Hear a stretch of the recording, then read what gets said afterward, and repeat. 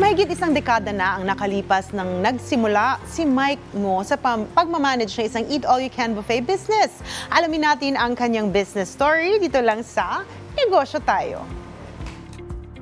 Matindi ang kompetisyon pagdating sa restaurant o food and beverage business. Sari-saring pakulo at ideas ang naiisip ng mga negosyante.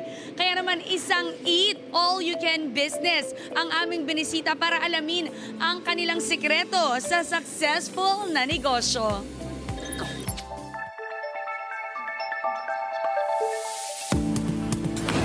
Sir Mike, we want to know yung storya. How did you conceptualize of all the businesses that you see out there in the market? Bakit pagkain ang pinili natin? Yung pinaka-owner kasi parang kumakain siya sa yung isang buffet. Then napaisip siya, parang kaya kong gawin tong concept na to. Kumbaga ang pinaka-goal talaga namin dito is ma-value ng customer namin yung binayad nila na hindi sila malulugi. Kasi sa isang business, maraming mga challenges yan along the way. What can you consider na naging challenge ninyo when building this business? Yung pinaka-owner, walang background sa buffet. Ibang-iba yung parang concept ng buffet sa fine dining or mga a la carte na ano.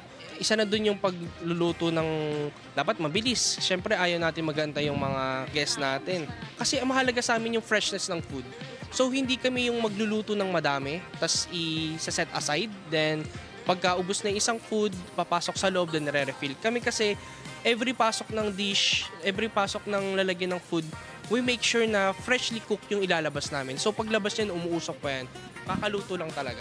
May mga learnings ka ba that you have learned that you would like to share or impart to all our aspiring entrepreneurs? Huwag kayong magsasettle. Kung sa tingin nyo nasa best version na kayo ng self nyo, hindi yun totoo. Always find room for improvement. Small improvement daily, over time malaking result na siya. Huwag kang hihinto sa pagpupush ng sarili mo to find the better version of yourself and of course, find the better version of your business.